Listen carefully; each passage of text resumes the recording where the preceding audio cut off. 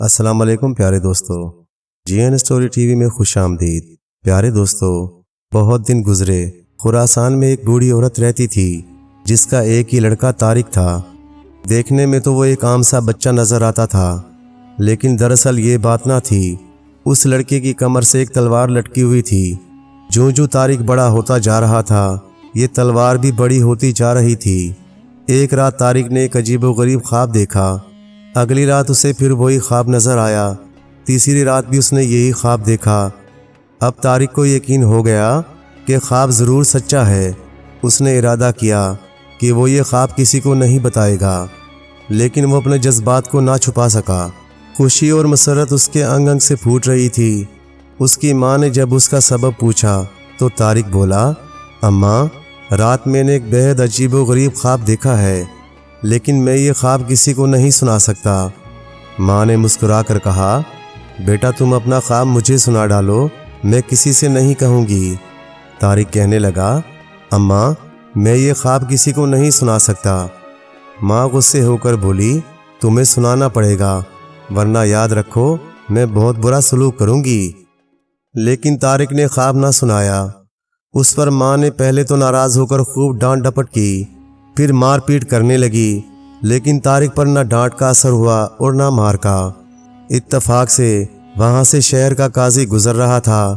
اس نے طارق کے چیخنے چلانے کی آواز سنی تو وہ ٹھہر گیا اور اپنے سپاہیوں سے بولا، ذرا دیکھ کر تو آؤ کہ کون اتنی بری طریقے سے چلا رہا ہے۔ ہو سکتا ہے کسی مظلوم کو ہماری مدد کی ضرورت ہو۔ کچھ دیر بعد سپاہیوں نے اطلاع دی تو قاضی نے کہا، میں زندگی میں کبھی نہیں رویا، اس لیے میں کسی بچے کو روتا اور چیختا ہوا دیکھنا پسند نہیں کرتا۔ اس لڑکے کو فوراً میرے سامنے حاضر کیا جائے۔ سپاہیوں نے طارق کو قاضی کے سامنے پیش کیا۔ قاضی نے اسے بری طرح رونے اور چیخنے چلانے کی وجہ دریافت کی تو طارق کہنے لگا، جناب، میں نے ایک عجیب خواب دیکھا ہے، لیکن وہ خواب میں کسی کو نہیں سنا سکتا۔ میری اماں مجھے اس لیے مار رہی تھی کہ میں نے اپنا خواب انہیں نہیں سنایا۔ قاضی کہکا لگا کر بولا، بہت خوب، مجھے یقین ہے کہ وہ خواب یقیناً بہت دلچسپ ہوگا۔ برخوردار، کیا تم میرے بیٹے بننا قبول کرو گے؟ طارق آنسو پونچھ کر بولا، جی جناب، یہ میری بڑی خوش نصیبی ہوگی۔ قاضی نے فوراً ایک سپاہی کو طارق کی ماں کے پاس یہ پیغام دے کر بھیجا کہ اگر آپ اجازت دیں تو میں طارق کو اپنے پاس رکھ لوں۔ اس کی تعلیم و تربیت میری نگرانی میں ہوگی۔ مجھے امید ہے کہ آپ انکار نہیں کریں گی۔ بوڑھی ماں کا غصہ خوشی میں تبدیل ہو گیا۔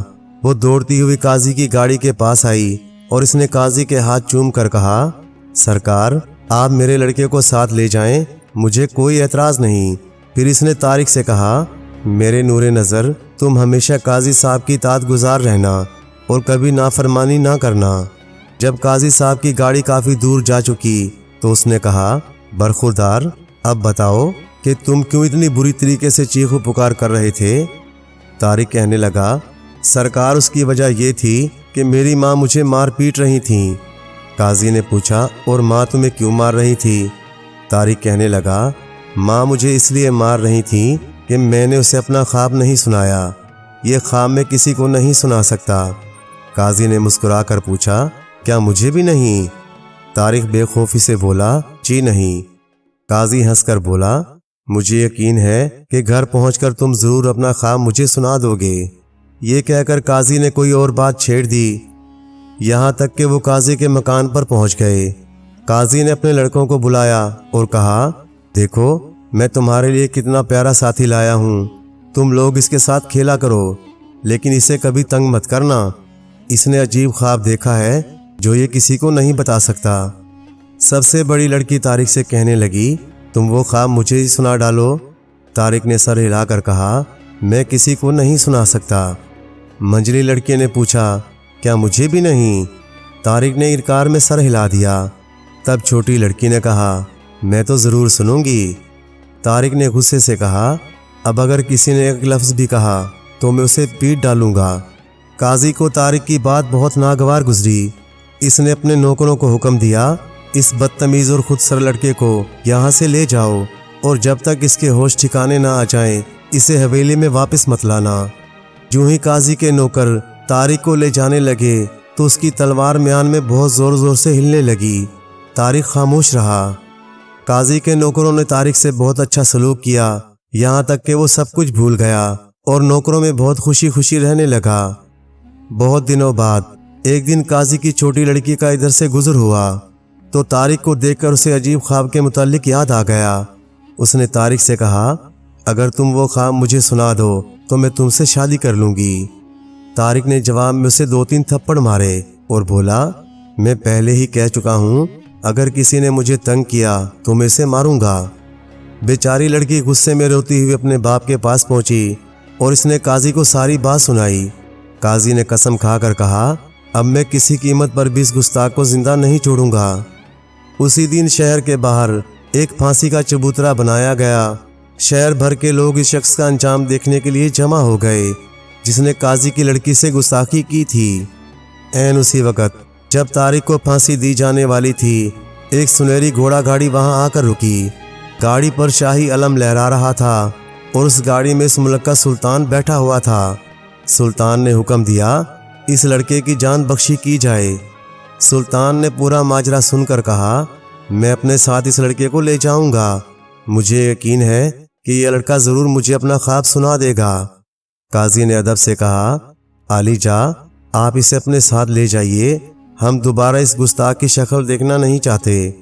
طارق کی تلوار نے میان میں 2-3 بار حرکت کی۔ جلاد نے طارق کی آنکھوں سے پٹی کھول دی اور اس کے ہاتھ اور پاؤں بھی کھول دیے۔ طارق سلطان کے ساتھ گاڑی میں سوار ہو گیا۔ گاڑی بان نے گھوڑوں کو چابک مارے اور گاڑی اپنے سفر پر روانہ ہو گئی۔ راستے بھر سلطان طارق سے مزے مزے کی ہنسنے ہنسانے والی باتیں کرتا رہا۔ کافی دیر بعد سلطان نے سوال کیا، برخوردار، آخر تم نے کیا خواب دیکھا ہے جسے تم سنا نہیں سکتے؟ طارق نے دونوں ہاتھ سینے پر رکھ کر آہستہ سے کہا، عالی جا، جب تک خواب کی تعبیر پوری نہ ہو جائے میں اپنا خواب کسی کو نہیں سنا سکتا۔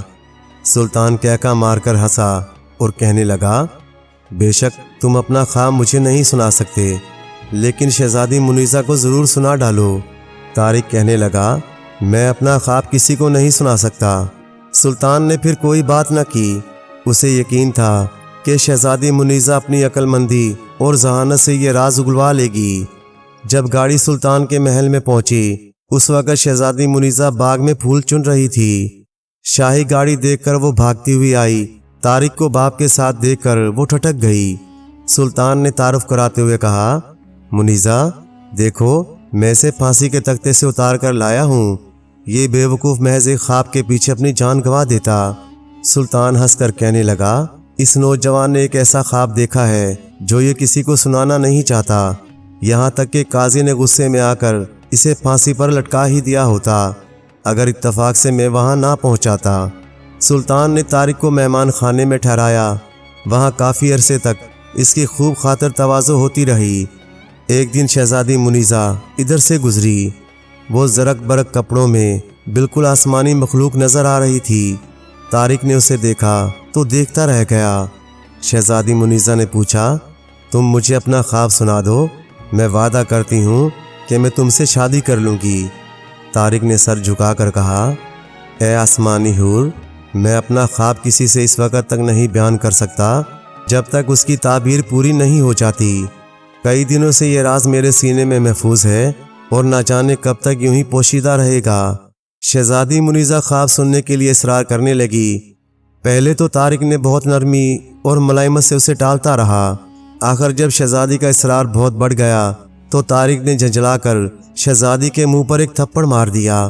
شہزادی کی ناک سے خون بہنے لگا۔ شہزادی چیختی ہوئی دوڑی۔ جب سلطان نے شہزادی کا یہ حال دیکھا تو ایک دم سناٹے میں آ گیا۔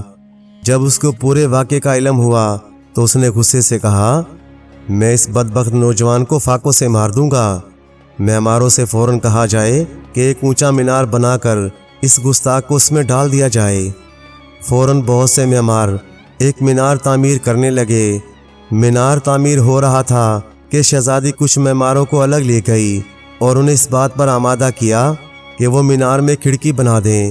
یہ کھڑکی ایسی ہونی چاہیے کہ کسی کو نظر نہ آئے اور اتنی بڑی ہو کہ اس کے اندر سے کھانا اور پانی دیا جا سکے۔ معماروں نے شہزادی کے حکم کی تعمیل کی اور انہوں نے مینار کے اندر ایک ایسی کھڑکی لگا دی۔ شام کے وقت طارق کو مینار کے اندر اتار دیا گیا اور یہ تماشا دیکھنے کے لیے بہت سے لوگ اکٹھے ہو گئے تھے۔ ہر روز شہزادی منیزہ خفیہ کھڑکی کے راستے طارق کو کھانا پہنچاتی۔ روزانہ شام کے وقت بادشاہ اپنے وزیر کو بھیجتا تاکہ وہ مینار میں جھانک کر دیکھے کہ طارق ابھی زندہ ہے یا مردہ، لیکن ہر روز وزیر یہ اطلاع دیتا کہ طارق زندہ سلامت ہے اور پہلے سے زیادہ تندرست و توانا ہے۔ سلطان فکر مند ہو کر کہنے لگا، ضرور یہ لڑکا کوئی جادوگر ہے۔ اسی طرح کافی دن گزر گئے۔ ایک دن ایک منگول قاضی سلطان کے دربار میں حاضر ہوا۔ اس نے سرکنڈے کی 3 چھڑیاں سلطان کو دیں اور بولا، میرے آقا نے دریافت کیا ہے کہ ان میں سے کون سی چھڑی جڑ کے نزدیک اگی تھی، کون سی سرکنڈے کے درمیان اور کون سی بالکل سرے پر۔ اگر آپ اس سوال کا جواب نہ دے سکے تو منگول خاقان کے ساتھ جنگ ہوگی۔ سلطان یہ سن کر بہت پریشان ہوا۔ اس نے ہر چھڑی کا اچھی طرح معائنہ کیا، لیکن ان میں ذرہ برابر بھی کوئی فرق نہ تھا۔ شہزادی اپنے باپ کو پریشان دیکھ کر بولی، ابا حضور، آپ کوئی فکر نہ کریں، مجھے یقین ہے میں اس کا حل ڈھونڈ نکالوں گی۔ شہزادی دوڑتی ہوئی مینار کے پاس پہنچی۔ اس نے نوجوان طارق کو سارا ماجرا کہہ سنایا۔ طارق کہنے لگا، تم کوئی فکر نہ کرو، جب کل تم صبح جاؤ تو سلطان سے کہنا، میں نے خواب دیکھا ہے کہ ایک بزرگ فرما رہے ہیں کہ سرکنڈے کی ان چھڑیوں کو پانی میں ڈال دو، جو چھڑی ڈوب جائے وہ جڑ کے نزدیک ہوگی تھی، اور جو پانی کے درمیان میں لٹکی رہے وہ سرکنڈے کا درمیانی حصہ ہے، اور جو پانی کی سطح پر تیرتی رہے وہ سرکنڈے کا اوپر کا حصہ ہے۔ شہزادی نے بالکل اسی طرح کیا۔ سلطان نے سرکنڈے کی چھڑیوں کو پانی میں ڈال کر دیکھا اور ان پر نشان لگا دیے تاکہ جب وہ چھڑیاں قاصد کو واپس کریں تو غلطی کا کوئی امکان باقی نہ رہے۔ اگلی صبح اس نے قاصد کو چھڑیاں واپس کر دیں۔ منگول خاقان اپنے سوال کا بالکل ٹھیک جواب پا کر ہکا بکا رہ گیا اور یوں جنگ کا خطرہ کچھ عرصے کے لیے ٹل گیا۔ اگلے سال منگول خاقان کے دل میں پھر جنگ کرنے کا خیال آیا۔ اسے لڑائی کرنے کے لیے کوئی نہ کوئی بہانہ تو چاہیے ہی تھا، اس لیے اس نے سلطان کی خدمت میں اپنا ایک قاصد بھیجا۔ قاصد نے 3 بالکل ایک جیسے چوزے سلطان کے سامنے رکھے اور کہنے لگا، ہمارے آقا منگول خاقان نے پوچھا ہے کہ ان میں سے کون سا چوزا صبح پیدا ہوا، کون سا دوپہر کو اور کون سا شام کے وقت۔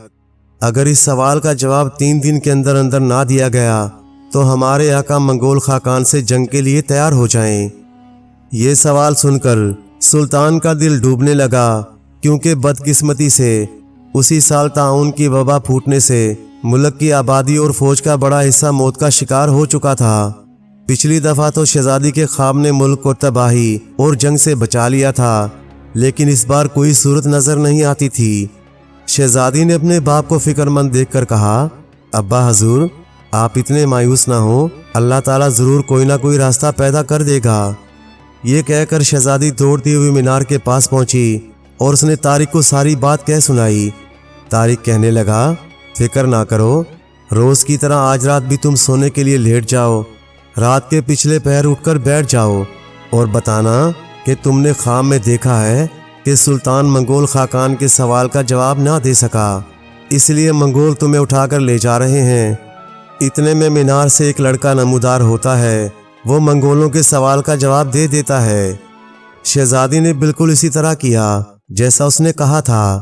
سلطان نے فوراً مینار گرانے اور اس کے قیدی کو آزاد کرنے کا حکم دے دیا۔ طارق کو سلطان کی خدمت میں پیش کیا گیا۔ سلطان نے کہا، تمہاری گستاخی کی سزا کافی ہو چکی ہے، امید ہے کہ اب تمہاری اصلاح ہو چکی ہوگی۔ بہرحال اب میں تمہاری معافی کا اعلان کرتا ہوں، لیکن شرط صرف یہ ہے کہ تم اس مشکل وقت میں ہماری مدد کرو۔ یہ کہہ کر سلطان نے منگول خاقان کا خط نکال کر طارق کو دیا اور بولا، لو اسے پڑھو، تم اس سلسلے میں میری کس طرح مدد کر سکتے ہو؟ یاد رکھو، اگر میں خط کا جواب نہ دے سکا تو اس کا نتیجہ تباہی اور بربادی ہوگا۔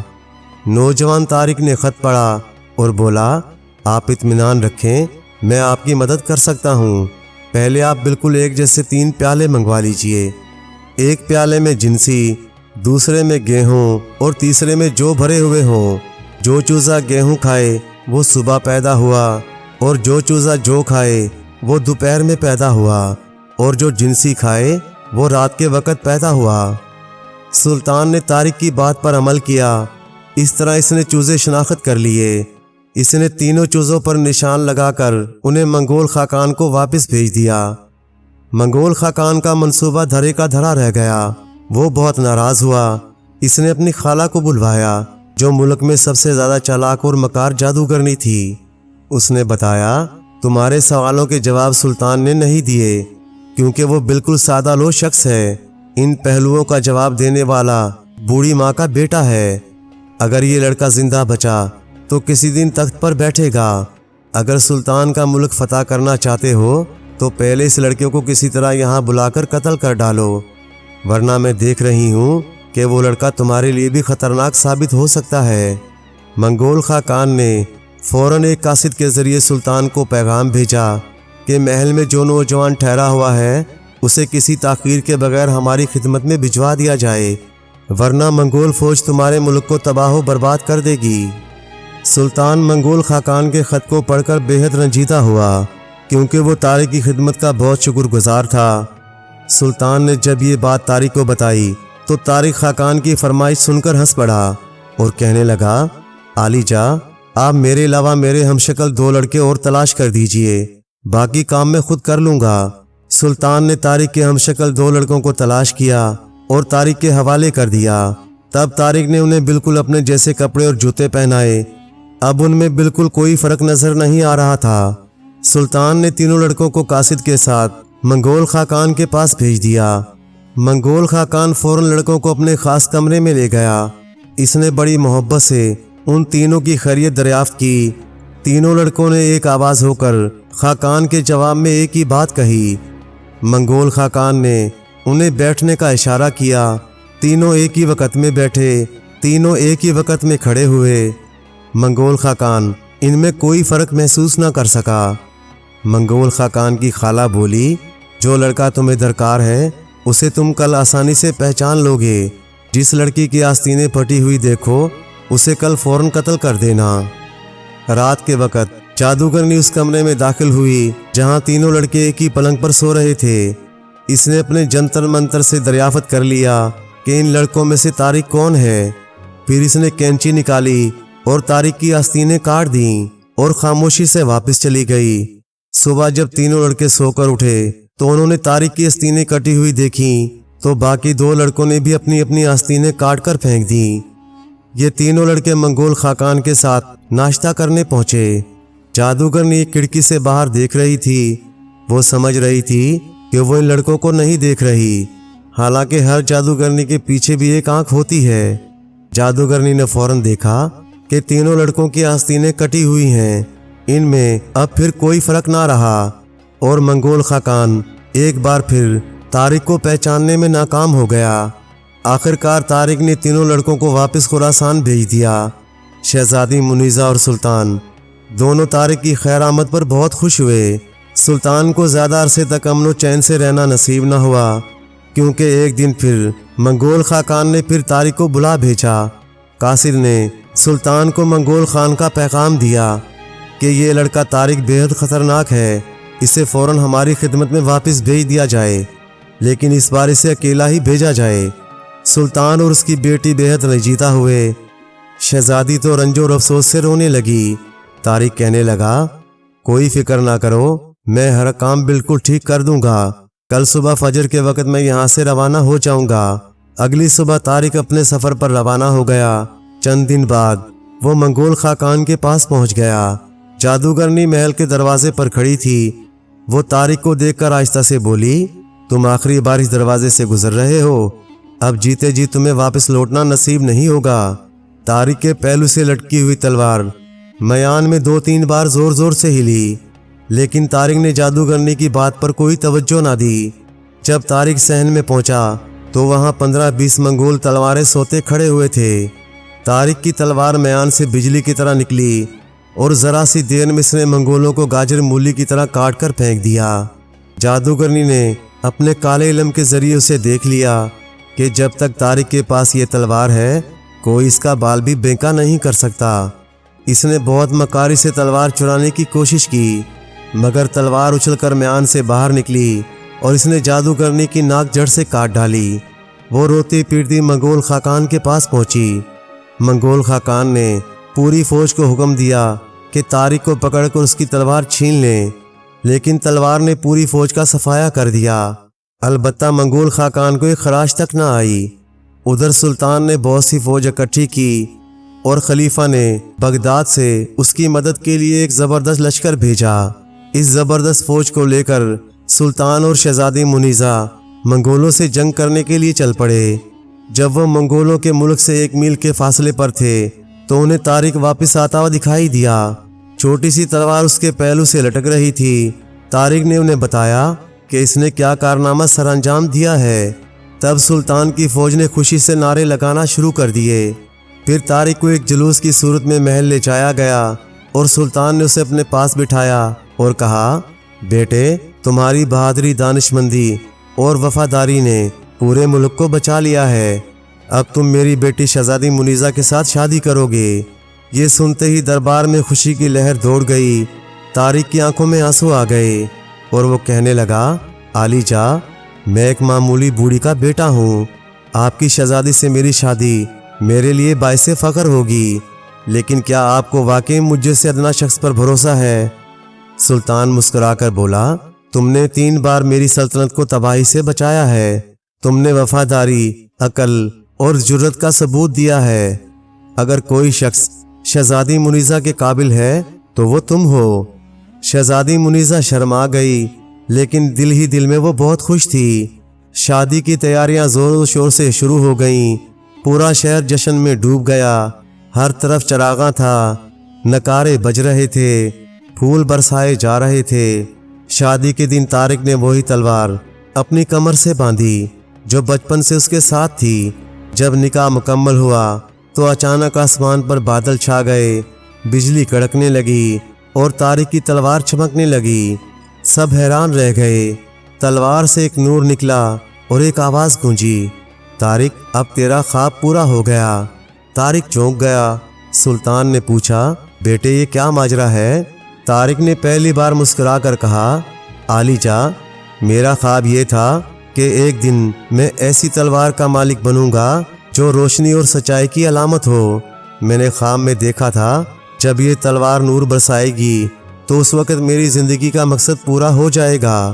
یہ کہہ کر طارق نے تلوار آسمان کی طرف بلند کی۔ نور کے بادل چھٹ گئے۔ سورج کی کرنوں نے محل کو منور کر دیا۔ شہزادی منیزہ نے مسکرا کر کہا، اب بتاؤ، کیا تمہارا خواب مکمل ہو گیا؟ طارق نے نرمی سے جواب دیا، ہاں، میرا خواب اب حقیقت بن چکا ہے، لیکن اگر تم ساتھ ہو تو یہ خواب ہمیشہ زندہ رہے گا۔ یہ سن کر دربار میں تالیوں کی گونج سنائی دی۔ سلطان نے دونوں کے سروں پر ہاتھ رکھ کر دعا دی۔ یوں طارق اور شہزادی منیزہ کی کہانی ہمیشہ کے لیے تاریخ میں امر ہو گئی۔ رات کے وقت محل کے باغ میں طارق اور منیزہ ساتھ بیٹھے تھے۔ چاندنی میں تلوار ہلکی ہلکی چمک رہی تھی۔ شہزادی کہنے لگی، طارق، اب تم وہ خواب سناؤ جو تم نے سب سے چھپایا تھا۔ طارق نے نرمی سے کہا، منیزہ، وہ خواب تمہیں سنانے کے لیے ہی تو میں زندہ رہا۔ میں نے خواب میں دیکھا تھا کہ میں ایک اندھیری رات میں تنہا سفر کر رہا ہوں۔ میرے ہاتھ میں یہی تلوار ہے۔ اچانک ایک نوری ہستی میرے سامنے آئی اور بولی، جب یہ تلوار روشنی میں بدل جائے گی تو تمہاری تقدیر پوری ہو جائے گی۔ تب میں جاگ گیا۔ اس کے بعد میں نے فیصلہ کیا، جب تک خواب سچ نہ ہو جائے میں کسی کو نہیں سناؤں گا۔ شہزادی کی آنکھوں میں آنسو آ گئے۔ وہ کہنے لگی، تم نے اپنا وعدہ پورا کیا۔ طارق مسکرا کر کہنے لگا، نہیں منیزہ، وعدہ تو اب شروع ہوا ہے، سچائی، انصاف اور وفاداری کے سفر کا۔ یہ کہہ کر دونوں نے آسمان کی طرف دیکھا۔ چاندنی میں طارق کی تلوار کا نور آسمان تک جا پہنچا۔ یوں خواب حقیقت بن گیا اور خراسان کے افق پر ایک نیا سورج طلوع ہوا۔ پیارے دوستو، کہانی اچھی لگے تو لائک کریں، کمنٹ کریں اور اپنے دوستوں کے ساتھ شیئر کریں، اور مزید اسی طرح کی دلچسپ قصے کہانیاں دیکھنے اور سننے کے لیے دیکھتے رہیں جی این اسٹوری ٹی وی۔ شکریہ۔